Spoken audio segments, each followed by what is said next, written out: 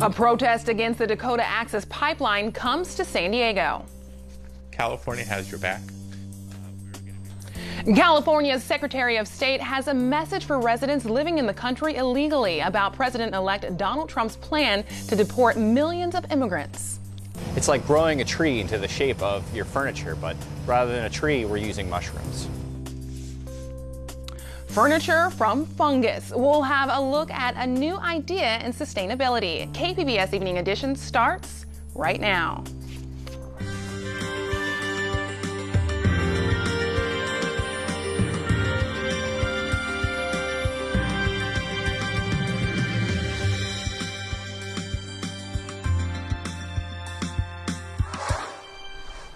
Good evening and thanks for joining us. I'm Ebony Monet. California Senator Barbara Boxer says she'll introduce a bill to eliminate the Electoral College and let the popular vote determine U.S. presidential elections. Ballots are still being counted, but Hillary Clinton is projected to win the popular vote. She'd be the fifth person in U.S. history to win that vote, but still lose the White House. In a written statement, Boxer describes Electoral College as an outdated, undemocratic system that does not reflect our modern society. And she says every American should be guaranteed that their vote counts. Boxer also cites this 2012 tweet from the president-elect himself. On election night that year, Donald Trump called the Electoral College a disaster for our country, but today says it's genius. A change to the system requires a constitutional amendment that would need to be ratified by 3/4 of the state. California's Secretary of State, Alex Padilla, says he rejects President-elect Donald Trump's plan to deport more than 2 million people living in the U.S. illegally. Padilla condemns this policy as xenophobic and says there's a difference between respecting the office of president and tolerating prejudice. He urges Californians to stand united against such policies. California has your back. We're going to be respectful of the law, but clearly California has led in a policy direction that is respectful of immigrants, respectful of their contribution to our nation. A recent estimate from the Public Policy Institute of California shows there are roughly 2.6 million people living in California illegally. The chief executive of a Del Mar-based company has resigned over comments he made on social media about assassinating President-elect Donald Trump. Matt Harrigan, CEO and president of Packet Sled, admitted to posting threatening statements on his Facebook page on election night. His online rant has been deleted, and he said on Twitter it was a bad joke. It's not clear if there's an ongoing investigation. A federal judge in San Diego has scheduled a hearing for Friday on whether to delay the trial for a lawsuit filed by former students at the now defunct Trump University. The trial is currently set for the end of the month, but Trump's lawyers want to move it until after the inauguration in January and say the demands of Trump's transition to the president justify the delay. Protesters gathered outside the Army Corps of Engineers office in San Diego to protest the Dakota Access Pipeline. It was one of several protests staged throughout the country. KPBS reporter Steve Walsh has the story.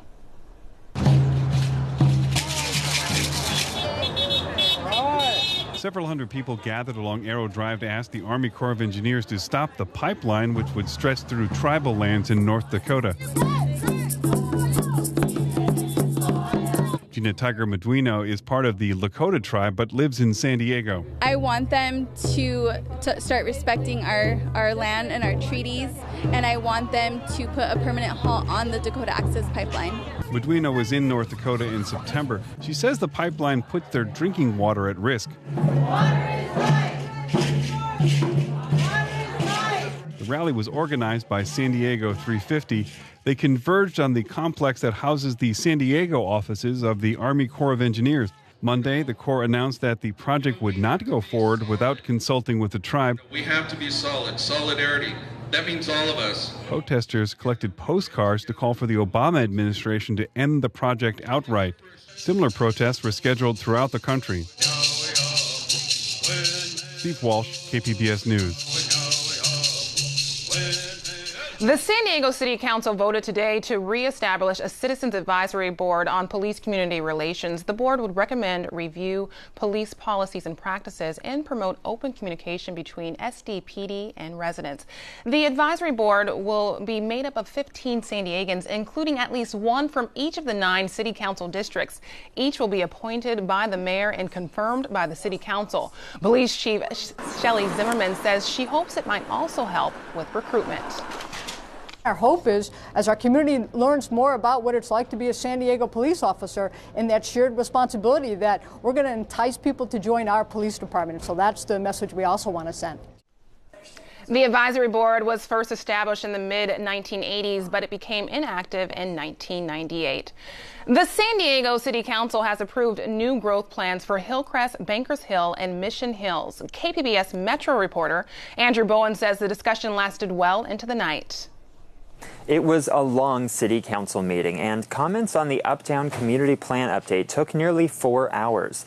The update has been the source of much debate over housing density. Advocates for affordable housing and the environment want to make it easier to build new housing and commercial space in Uptown, particularly near public transit corridors. The hope is that more people will be able to bike, walk, or ride public transit to work. Ultimately, the council voted to keep Uptown's land use map mostly unchanged, rejecting calls to put stricter limits on density and building height. Councilman Scott Sherman says San Diego's affordability is at stake. And we are all going to have to understand that unless we're going to grow out into the East County and suck up a bunch of our valuable open space, the only way to deal with this is in density, and it's going to take some sacrifice in every community. The council also gave symbolic approval to a plan called the Uptown Gateway District. The plan would increase density and building height limits in the heart of Hillcrest. The council asked city staffers to bring that plan back to the council in the future. Andrew Bowen, KPBS News.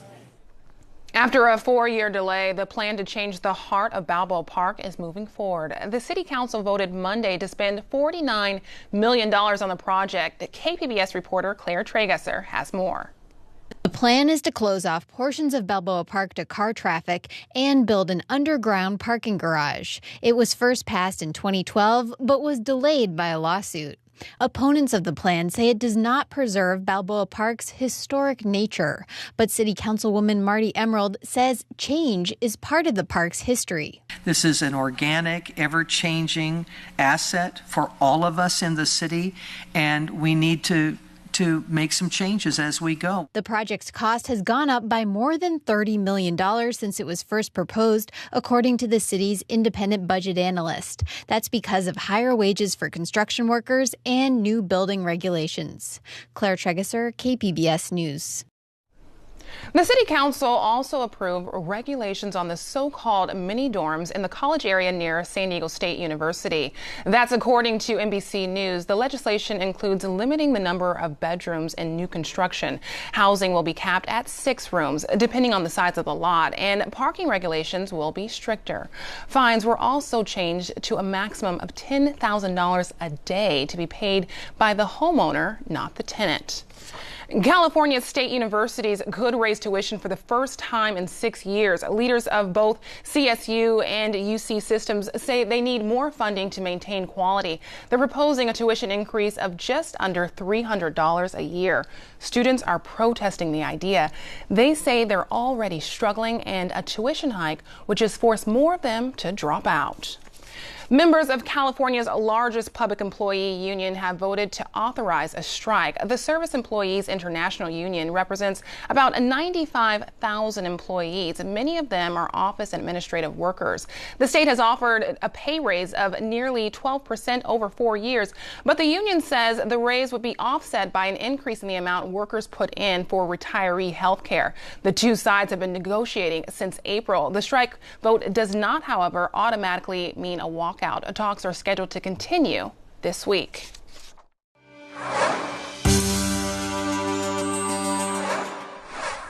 California has 250,000 plug-in electric vehicles on the road, and backers say that number will continue to go up. KPBS reporter Eric Anderson has details. The internal combustion engine still rules California's roads, but the number of electrically powered vehicles is continuing to climb. The state's plug-in electrical vehicle collaborative says there are 250,000 hybrid electric or fully electric cars in California. The group's executive director, Christine Kehoe, says she expects even stronger gains in coming years as more manufacturers add electric power cars to their fleets. California's stated goal is to get to 1.5 million electric vehicles by 2025. We've got a long way to go, but we are on track. And at some point, electric vehicle driving will be the norm, not internal combustion engines. Now, Kehoe says plug-ins are only a small slice of the total number of cars in the state, but she says the economics are changing. Kehoe says the cars are coming down in price, batteries are much cheaper, and there will be more than 30 plug-in vehicle models for sale by next year. That's up from just a handful of models back in 2011. Eric Anderson, KPBS News.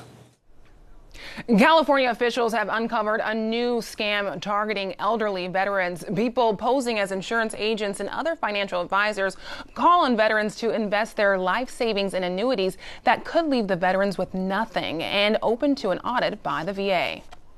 It is repugnant that those that have served our country and sacrificed so much would be the victims of these scams, and that's why we're making it a priority to go against those who would perpetrate these crimes.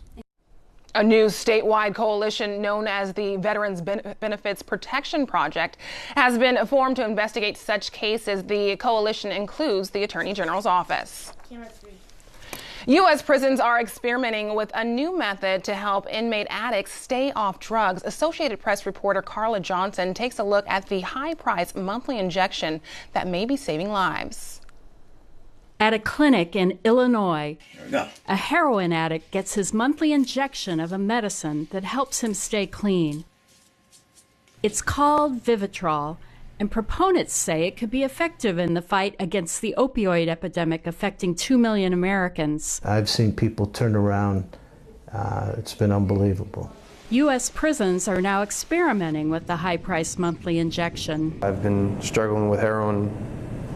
I've been putting a needle in my arm for about 12 years now. Joshua Metter is an inmate at Sheridan Correctional Center. He hopes to get in the Vivitrol program before his release. I've put my family through hell. And recovery is definitely the way to go. I can't do this anymore. Unlike older drugs like methadone, which can be abused, Vivitrol isn't habit-forming. It works by blocking receptors in the brain's reward system, but it costs significantly more. Methadone is a lot cheaper, $30 a month, $40 a month, as opposed to Vivitrol, which could be $1,200 a month. Skeptics question its effectiveness. The data supporting using Vivitrol for opioid addiction is weak. In fact, the study that was done to win the FDA approval for Vivitrol for opioid addiction was done in Russia, which many people questioned, and the results many people have questioned. Back at the prison, Sheridan inmate Sean Pay wants to try Vivitrol. The benefits that I can see from Vivitrol, when you get the shot, you don't have to remember to take that. You get your one shot a month, and then there is no using. Supporters say Vivitrol could save taxpayers money in the long run. It costs $25,000 a year to house an inmate at Sheridan. And for some, any shot at a new life is worth trying. Carla Johnson, Associated Press. San Diego State University researchers are trying to gauge how the region's ecosystems are shifting as climate change affects local habitats. Some answers may come from the insects that serve key roles for native plants. KPBS reporter Eric Anderson has details. The flowers that bloom so brightly in Southern California are part of a complex puzzle that could help researchers piece together the local impact of climate change. San Diego State University biologist Daniel Marszalek spent the past couple of years collecting pollinators that populate a small slice of Mission Trails Regional Park. He says it's not just about bees. There could easily be 20 different species of bees. I know there's several different species of beetles that feed on the flowers and could be potential pollinators as well. And yeah, I've seen 4 or 5 different butterfly species fly by us just in the last 10 minutes. Marshallek says it's important to know how the local insect populations are doing, and the best way to do that is to set traps and count them. He's hopeful the findings help establish a baseline measurement for a population that plays such an important role in keeping wild areas thriving. Marshallek says there are more questions right now than answers. We know that there's differences in the community composition. You know, so what? Why does that matter? And so we want to see how that's impacting pollination rates, decomposition rates, so we have a better understanding of these issues. And it may lead to more active involvement with restoration. Marshallek is collecting mostly flies, beetles, bees, and wasps, but he says there are other interlopers that end up in his traps. Back in his lab, he holds up a small vial. These are Argentine ants, so we're estimating about 1,000 of them from just one single trapping. That was about 6 days long. Collecting, measuring, and cataloging the insects tells researchers about the population's health. San Diego State University entomologist Douglas Deutschman says it also tells scientists about the health of the environment where the bugs are caught. He says studying pollinators is not new. The insects serve a key role in sustaining the nation's billion-dollar agricultural industry. But Deutschman says studying pollinators in native habitats has been largely ignored. What we fail to remember, though, is that that same issue happens in the natural world, that our native plants and the ecosystems that they depend on also need to be pollinated, often by native insects that we know very little about. Deutschman says the natural environment offers a chance to study an incredibly diverse insect population. He says some insects are specialists and only pollinate one kind of flower. Others are generalists. He says all of them need to be understood. If we don't understand pollination both in agriculture and in more natural environments, we may be losing really valuable sort of services that the ecosystems provide, and that may have tremendous impacts down the road. Deutschman says learning about those complex relationships and tracking populations over time will give researchers insight into a world they know very little about. And that could inform efforts to save plants that are teetering on the brink of extinction, especially if officials already know the native pollinators are gone. No amount of preserving the land for that plant will protect the plant from extinction if its pollinator is driven out of the system.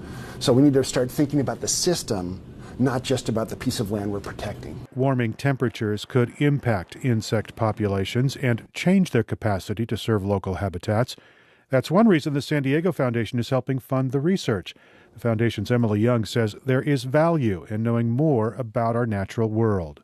Whether you're talking about Mission Trails Regional Park, or you're talking about Otay Valley Regional Park, or you're talking about some of the natural areas in North County, we can get a better understanding of how those populations are changing and how they might, in turn, affect the health of our local vegetation as well as croplands. The Foundation has already supported 2 rounds of the study, and that's helping local researchers build a baseline that they can use to measure future change.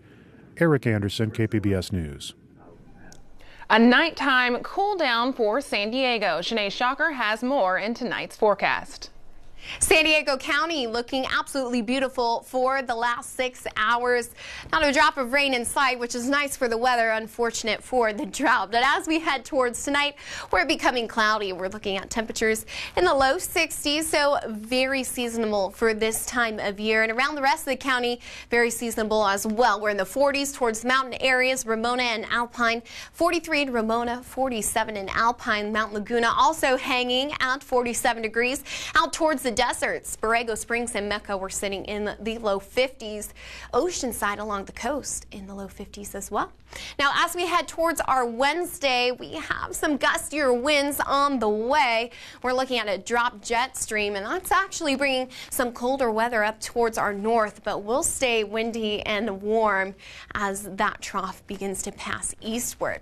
Now, as we head towards later in the week, mild conditions will return. We have a big area of high pressure behind this trough in the system that we'll see tomorrow.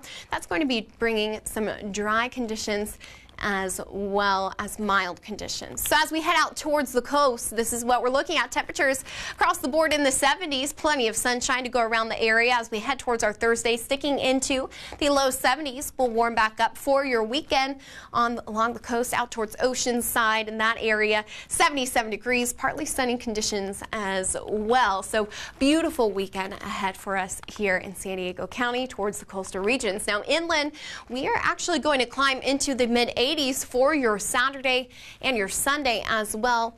Very warm conditions out there. 85 degrees for Saturday, Sunday 85 as well. Overnight lows sticking to the mid-40s for your Saturday and then climbing into the low 50s for your Sunday. So pretty comfortable in the evening hours as well. Into the mountains we go, and we're cooling off in towards Thursday into the lower 50s, and we'll have those breezier conditions for your Thursday. As we head towards the weekend, lows near freezing or just above freezing for your Saturday. 35 degrees, 59 for your high. We're also looking at 57 for Sunday as well. And we head towards the deserts, and we're on a cool off come Thursday as that front passes through. 72 degrees for the desert region, 72 for Friday as well. We'll climb back up into the upper 70s for your Saturday, and then we're back in the 80s for your Sunday high. Your lows will climb back into the lower 50s. For KPBS News, I'm Shanae Shocker. It may feel like the election is over, but election officials are still hard at work trying to finish counting the nearly 4 million ballots left statewide. Officials still have 21 days to count the ballots.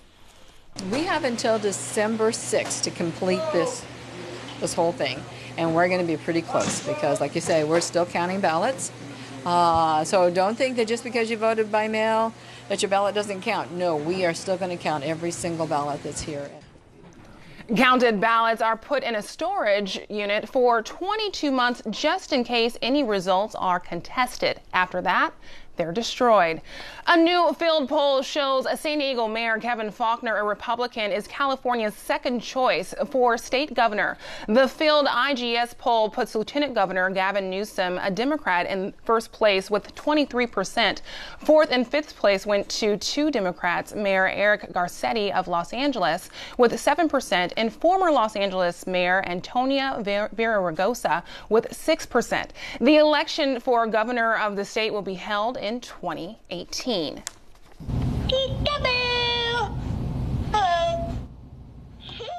Just as the holiday shopping season gets underway, the Boston-based World Against Toys Causing Harm, or WATCH, has released its annual list highlighting what they consider the top 10 most dangerous toys. This year's list includes a plush elephant pillow that could suffocate a baby, a slingshot that shoots slime balls, and items like this we're still finding on the shelves. The Warcraft Doom Hammer, it's called. This is heavy, rigid plastic. The group says the toys on its 44th annual report have inadequate warnings, cautions, and age recommendations. A toy industry trade group says the list is full of false claims that needlessly frighten parents. WATCH says the holiday season accounts for almost 2/3 of all U.S. toy sales. A factory in upstate New York is making furniture with fungus. It's part of a trend towards more sustainable manufacturing. AP reporter Michael Hill takes a look at the young field of manufacturing with microorganisms. This stool took shape with the help from mushrooms. These bricks are thick thanks to bacteria. Microorganisms are shaping up to be the new building blocks as more businesses are literally growing clothes and materials. Ecovative in upstate New York makes furniture boards with mycelium, the stringy fibers from fungus. It's like growing a tree into the shape of your furniture, but rather than a tree, we're using mushrooms. Ecovative packs mycelium with bits of stalks and stems into bags. Over days, it grows into a moldable mix they sell as packaging material. They also create boards by adding heat and pressure. I think we are becoming like a Dow or a DuPont. We have applications in packaging and insulation, essentially everything for your home grown, right? From your walls to the structural materials to the furniture to even the things you put on your desk. In North Carolina, biomason makes bricks without firing up a kiln. Bacteria is added into sand and placed into molds. The bricks get their strength from the same process that makes coral reefs so solid. So the bacteria that we use are good bacteria as well, and they can be found in a marine environment, in seashells and marine waters. Biomason is working to license this process to companies for paving and facing brick.